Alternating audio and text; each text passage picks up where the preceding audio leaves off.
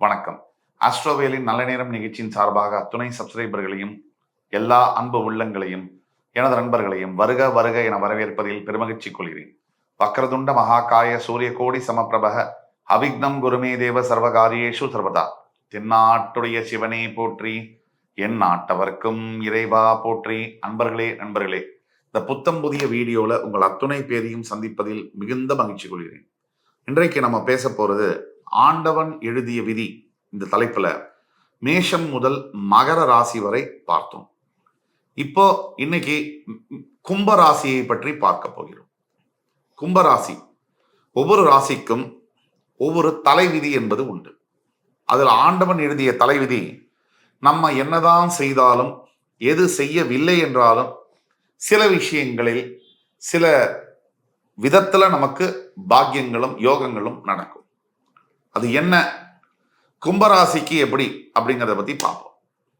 இந்த வீடியோல பார்த்து கொண்டிருக்கக்கூடிய கும்பராசி நேயர்கள் நீங்க இருந்தாலும், உங்களோட ஃப்ரெண்ட்ஸ், ஃபேமிலிஸ் அண்ட் ரிலேட்டிவ்ஸ், நண்பர்கள், குடும்பத்தார்கள் மற்றும் உறவினர்கள்ல யாராவது ஒருத்தர் கூட கும்பராசியில் இருந்தாலும் இந்த வீடியோ அவர்களுடைய வாழ்க்கையை புரட்டி போடும், மாற்றி அமைக்கும் பாசிட்டிவான சைட்ல அப்படிங்கிறதுல எல்லளவும் சந்தேகம் தேவையில்லை. கும்பராசி காலபுருஷனுடைய 11ஆம் வீடு.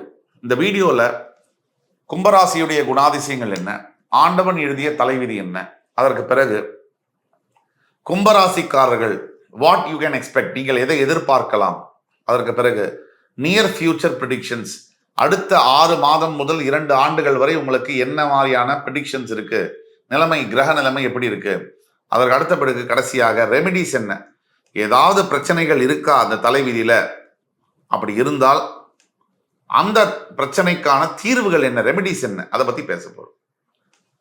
இதுல குணாதிசயங்கள், கும்பராசிக்காரர்களுடைய குணாதிசயங்கள். நம்பர் 1, அதிகமாக சகிப்புத்தன்மை உடைய ராசி என்பது கும்பராசி. எப்பேற்பட்ட விஷயத்தையும் சகிச்சு கொள்ளக்கூடிய, டாலரேட் பண்ணக்கூடிய ஒரு கேப்பபிலிட்டி கும்பராசிக்கு வந்துடும். 2, மிகப்பெரிய ஒரு வெள்ளை பெயிண்ட் அடிச்சிருக்கிற ஒரு வால், ஒரு செவருல சின்னதா சிறு கரும்புள்ளி இருந்தாலும் கும்பராசிக்காரர்களுக்கு அந்த வெள்ளை செவரு தெரியாது, கரும்புள்ளி தான் தெரியும். இது ஒரு மனோபாவம். 3, அனைத்து கும்பராசினியர்களுக்கும் மிகுதியான ஆன்மீக எண்ணங்கள், பக்தி என்பது இருக்கும். 4, கும்பராசினியர்களுக்கு பொதுவாக தன் தாயாரின் மீது அன்பும் பற்றும் அதிகமாக இருக்கும். 5, 100க்கு 100 கும்பராசிக்காரர்கள் தன்னுடைய வாழ்க்கை துணையை வெகுவாக விரும்பினாலும் கூட அதுல பிரச்சனைகள் இருக்குங்கிறது தலைவிதியில வரும். ஆனா வெகுவாக வாழ்க்கை துணையை உண்மையாகவும் நேர்மையாகவும் நேசிக்கக்கூடியவர்கள் கும்பராசி அன்பர்கள். இது குணாதிசயங்கள். இப்ப தலைவிதிக்குள்ள நம்ம போனோம்னா, முதலாவதாக வரக்கூடிய தலைவிதி என்ன, ராசியின் அதிபதியாக வரக்கூடிய சனி பகவான் உங்களுடைய 12ஆம் வீடு என்று சொல்லக்கூடிய விரயஸ்தானத்திற்கும் அதிபதியாகவே வருகிறார். இந்த கும்பராசிக்காரர்களுக்கு ஒரு விஷயம் உண்டு. ராசி என்பது உடலை குறிக்கும். இப்ப கும்ப லக்னம்னு வச்சுக்கோங்க, தானே தனக்கு விரயங்களை ஏற்படுத்திக் கொள்வது. விரயம்னா நஷ்டங்கள், பிறரால வரக்கூடிய நஷ்டங்கள் என்று உண்டு, நம்மாலேயே நமக்கு வரக்கூடிய நஷ்டங்கள் என்று உண்டு. இந்த வீடியோல நம்ம வெளிப்படைத்தன்மையோட பேசுறோம். பல பேருக்கு பிடிச்சிருக்காது, சில பேருக்கு பிடிக்கும், பல பேருக்கு பிடிக்கும், சில பேருக்கு பிடிச்சிருக்காது. அதை பத்தி எந்த கவலையும் இல்லை. உண்மையை உரக்கச் சொல்வோம். கும்பராசினியர்கள் தானே தனக்கு நஷ்டத்தை ஏற்படுத்தி கொள்ளக்கூடிய தலைவிதி என்பது உண்டு. 2ஆம் தலைவிதி, கும்பராசிக்காரர்கள் ரொம்ப மெதுவா செயல்படக்கூடிய தன்மை உண்டு. நிதானத்தோட ரொம்ப ஒரு மாதிரி லேசியா ஒரு நத்தை போல செயல்படக்கூடிய தன்மை என்பது உண்டு. 3ஆம் தலைவிதி, நேர்மறையான எண்ணங்கள் கும்பராசிக்காரர்களுக்கு அதிகமாக மனதில் எழும். 4ஆம் தலைவிதி, சில நேரங்களில் தானே தன்னை வெறுக்கும்படியான சூழ்நிலைகளும் கும்பராசிக்காரர்களுக்கு வரும். 5ஆம் தலைவிதி, அனைத்து கும்பராசினியர்கள் 95% குற்றம் குறைகள் என்றால் முதலில் தன் கண்ணுக்கு தெரியும். தான் எந்த குற்றத்தையும் செய்யல, இந்த உலகமே தப்பு அப்படிங்கிற எண்ணங்கள் அதிகமாக வரும். டிட்டாச்மெண்ட் என்று சொல்லக்கூடிய எல்லாத்தையும் வெறுத்து ஒதுக்கக்கூடிய தன்மையும் கும்பராசினியர்களுக்கு குணாதிசயமாக வரும். இது தலைவிதி. அடுத்தது 2ஆம் இடத்திற்கும் 11ஆம் இடத்திற்கும் அதிபதியாக வரக்கூடிய குரு பகவான். சனியும் குருவும் பகை கிரகமோ நட்பு கிரகமோ அல்ல, சம நட்பில் உள்ள கிரகம். சமம்னா ஃப்ரெண்டும் கிடையாது, எனிமியும் கிடையாது. அப்போ ஒரு ஜாதகத்துல குருவும் அமைப்பும் சனியுடைய அமைப்பும் வைத்து அவர்களுடைய நட்பா இல்ல பகையா என்பது முடிவு செய்ய வேண்டும்.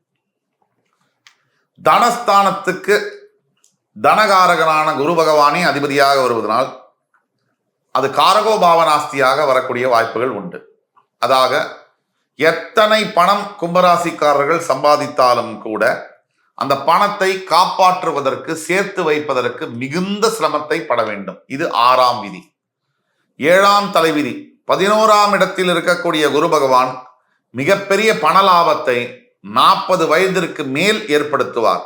இது 7ஆம் விதி. 8ஆம் விதி உங்களுடைய 3ஆம் வீடு என்று சொல்லக்கூடிய மேஷராசிக்கும் உங்களுடைய 10ஆம் வீடு என்று சொல்லக்கூடிய விருச்சிக ராசிக்கும் அதிபதியாக வரக்கூடியது செவ்வாய் பகவான். இதுல ஒரு முக்கியமான பாயிண்ட், உபஜயஸ்தானத்துல செவ்வாய் மூலத்திரிகோணம் அடைகிறார். உங்களுக்கு வேண்டாத கிரகம். நீங்கள் பல முயற்சிகளை கடுமையாக எடுத்தாலும் மிகப்பெரிய தடைகளும் தடங்கல்களும் எதிரிகளும் உருவாகுவார். நீங்க வேலை செய்யக்கூடிய இடத்துல, நீங்க பிசினஸ் பண்ணக்கூடிய இடத்துல 8ஆம் தலைவிதி என்னன்னா, நிறைய எதிரிகள் இருப்பாங்க. எதிரிகள் போராட வேண்டியது இருக்கும். இது உங்களுடைய தலைவிதி.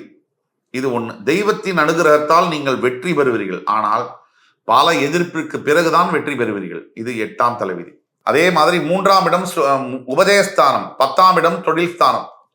உபஜயஸ்தானத்தில் செவ்வாய் பகவான் மூலத்திரிகோணம் அடைவதால் சில தேவையற்ற நண்பர்களின் மூலியமாக உங்களுடைய 8ஆம் தலைவிதி என்னன்னா, கும்பராசிக்கு நண்பர்கள் மூலியமாக மிகப்பெரிய ப்ராப்ளம்ஸ் வரக்கூடும். வம்பு வழக்கு அடிதடி ரகளைகள் வரக்கூடும். இது 8ஆம் தலைவிதி. 9ஆம் தலைவிதி 10ஆம் இடத்திற்கும் அதே செவ்வாயே அதிபதியாக வருவதனால் தொழில் செய்யக்கூடிய இடத்திலும் வியாபாரம் செய்யக்கூடிய இடத்திலும் மிகப்பெரிய அளவில் போராட்டங்கள் இருக்கும், எதிரிகள் இருப்பார்கள். நண்பனும் பகை போல் தெரியும், அது நாள் பட புரியும். இது உங்களுடைய கரெக்டா உங்களுக்காக எழுதின வரிகள். உங்களுடைய 5ஆம் இடம் அது புதன ராசி வீடு. 4ஆம் இடம் உங்களுடைய ரிஷபராசிக்கு அதிபதியான சுக்கிரன் உங்களுடைய பாக்யஸ்தானம் என்று சொல்லக்கூடிய துலாம் ராசிக்கும் அதிபதியாக வருகிறார். இதுல சுக்கிர பகவான் உங்களுக்கு மிகப்பெரிய அதிர்ஷ்டங்களை கொடுக்கக்கூடியவர். எப்பேற்பட்டவராக கும்பராசியில் நீங்கள் பிறந்தாலும் வாழ்க்கையில் ஒரு கட்டத்தில் நிறைய சொத்துக்கள் சேர்க்கக்கூடிய யோகம் என்பது உங்களை தேடி வரும். இது சத்தியம். இதுல விதிவிலக்குகள் உண்டு. விதிவிலக்குகள் விதியாகாது. இது உங்களுடைய 9ஆம் தலைவிதி. எங்க நீங்க இருந்தாலும் 4ஆம் இடத்திற்கும் பாக்கியத்திற்கும் அதிபதியாக சுக்கிரன் வருவதனால் திடீர் அதிர்ஷ்டமாக பூர்வீக சொத்தை பெறக்கூடிய யோகம். தாயாரின் வழி ஒரு உறவினர்கள், ஆன்சஸ்டர்ஸ், அதாவது முன்னோர்கள், தாயாரின் வழி முன்னோர்களால் வரக்கூடிய சொத்து. தாயார் வழி அப்பா, தாத்தா, அம்மாவுடைய அப்பா, அம்மாவுடைய அம்மா, இந்த சொத்துக்கள் மூலியமாக பலனடக்கூடிய பாக்கியம் என்பது உங்களுக்கு உண்டு. உங்களுடைய 5ஆம் இடத்திற்கும் அஷ்டமஸ்தானத்திற்கும் புதன் பகவான் அதிபதியாக வருகிறார். மிதுனத்திற்கும் கன்னிராசிக்கும் 5ஆம் இடத்திற்கு அதிபதியாக வரக்கூடிய புதன் பகவான் அஷ்டமஸ்தானத்திற்கும் அதிபதியாக வருகிறார். உங்களுடைய பஞ்சமஸ்தானத்தில் இருக்கிறதுனால புதன் ஆட்சி பெறுவதனால உங்களுடைய 10ஆம் தலைவிதி என்பது கும்பராசி நேயர்களுக்கு பிறக்கக்கூடிய குழந்தைகளானது மிகப்பெரிய படிப்பாளிகளாக, ஸ்காலர்ஸாக, அகடமிக்கலி ரொம்ப ஸ்ட்ராங்காக, படிப்புல உலக ஞானத்துல படிப்பை விட அதிகமாக உலக ஞானம் பெற்றவர்களாக, ஃபினான்ஸ் சம்பந்தப்பட்ட படிப்புல மிக சிறந்து விளங்கக்கூடிய வல்லுநர்களாக, பேங்கிங் செக்டர்ல, ஐடி செக்டர்ல பணிபுரியக்கூடியவர்களாக, நிதானமா செயல்படக்கூடியவர்களாக, உலக ஞானம் பெற்றவர்களாக திகழ்வார்கள்.